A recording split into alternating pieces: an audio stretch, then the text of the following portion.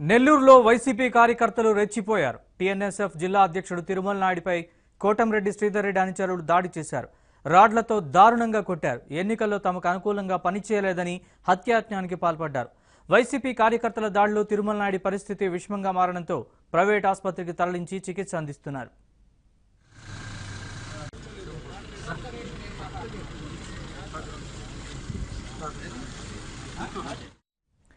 నెల్లూరులో వైసీపీ నాయకుల దాడికి సంబంధించి మరి పూర్తి వివరాలు మా ప్రతినిధి మహేష్ అందిస్తారు. మహేష్, టీఎన్ఎస్ఎఫ్ జిల్లా అధ్యక్షుడిపై వైసీపీ కార్యకర్తలు ఎప్పుడు దాడి చేశారు, పూర్తి వివరాలు చెప్పండి. నరేష్, నెల్లూరు జిల్లాలో నెల్లూరులో ముఖ్యంగా నెల్లూరు నగరంలో అలాగే రూరల్ ప్రాంతంలో అరాచకాలు, ఈ వైసీపీ అరాచకాలు ఎక్కువయ్యాయి. ఎన్నికల పోలింగ్ ముందు చాలా మందిని వాళ్ళు బెదిరించడం జరిగింది. మర్యాదగా మా పార్టీలో చేరండి, మీ అనుచరులు మీ వర్గం వాళ్ళందరితో కూడా ఓట్లు వేయించాలని చెప్పి వాళ్ళకి చిన్నసార్లు బెదిరింపు కాల్స్ వచ్చాయి. అలా తర్వాత చాలా మందిని బెదిరించడం జరిగింది. అయినా కూడా వాళ్ళు టీడీపీకి పనిచేశారు.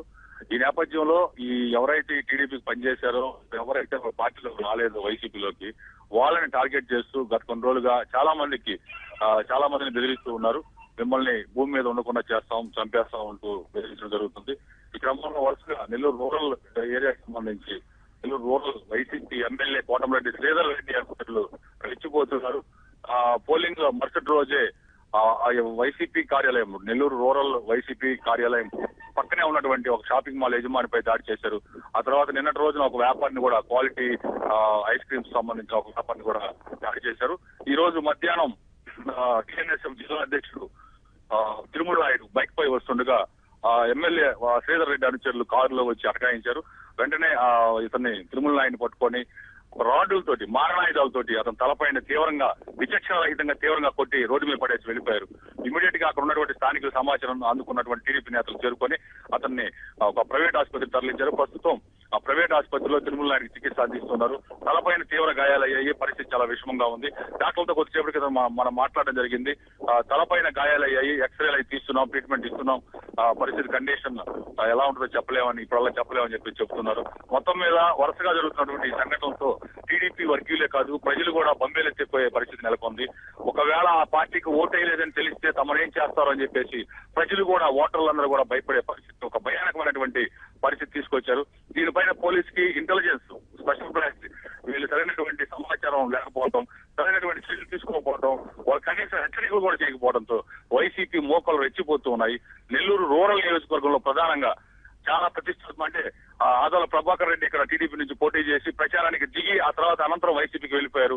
ఆ సమయంలో నగర మేయర్ అబ్దుల్ అజీజ్ ని ఆ పార్టీ అభ్యర్థిగా ప్రకటించింది. అయినా కూడా అతి తక్కువ సమయం ఉన్నప్పటికీ కూడా ఇటువైపు టీడీపీ నుంచి మేయర్ అబ్దుల్ అజీజ్ కి, అలాగే వైసీపీ తరఫున పోటీ బరిలో దిగిన ఎమ్మెల్యే కోటంరెడ్డి శ్రీధర్ రెడ్డికి హోరాహోరీగా ఎన్నికలు జరిగాయి. ఈ ఎన్నికల్లో ఓటమి భయం వాళ్ళు వెంటాడుతుంది. నల్లేరు మీద నడకనుకున్నటువంటి పరిస్థితి నుంచి గెలుస్తామా గెలమ్మా అనే ఒక అనుమానాలు రేకెత్తే పరిస్థితి నెలకొంది. దీంతో ఓటమి భయంతో వాళ్ళు విచక్షణ రహితంగా ఎవరైతే టీడీపీకి అనుకూలంగా పనిచేశారో, వైసీపీ వాళ్ళు రమ్మన్నా రాలేదు, వాళ్ళనే టార్గెట్ చేస్తూ వాళ్ళందరి మీద కూడా వరుసగా దాడులకు పాల్పడుతున్నారు. మహేష్, తిరుమల నాయుడుపై దాడి చేసిన వారిని గుర్తించారా? పోలీసులకు కంప్లైంట్ చేశారా?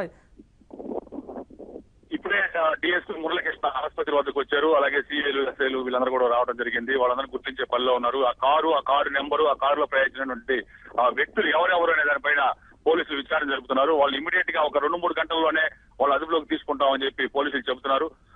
వాళ్ళైతే ఆ సంఘటన జరిగిన వెంటనే ఆ స్థానికులు చెబుతున్నారు. అక్కడ స్థానికులతో కూడా మనం మాట్లాడాం.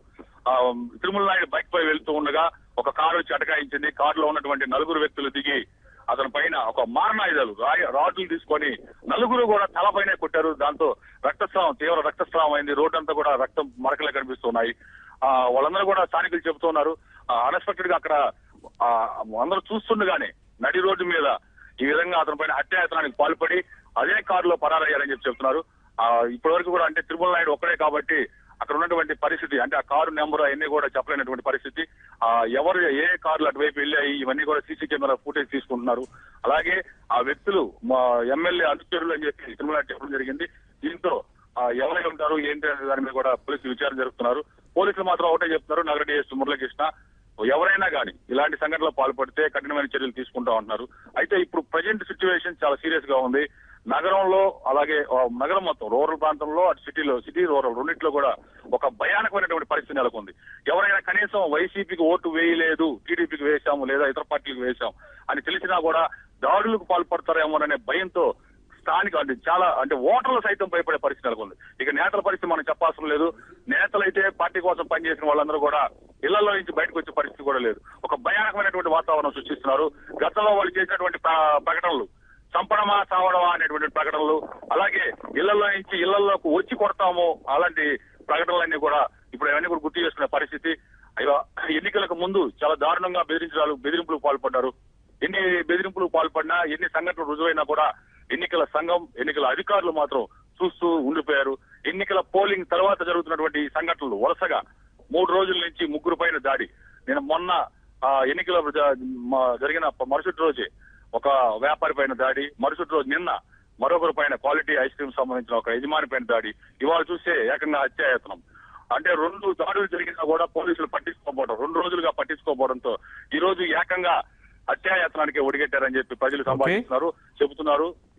దీని మీద మొత్తం కూడా ఇమ్మీడియట్ గా పోలీసు అప్రమత్తం కాకపోతే చాలా ఘోరమైనటువంటి పరిస్థితులు, ఇబ్బందులు, హత్యలు జరిగే అవకాశం ఉందని చెప్పి ప్రజలందరూ కూడా భయంతో భీతులు పోయే పరిస్థితి నెలకొంది. Naresh, right, thanks for the update Mahesh.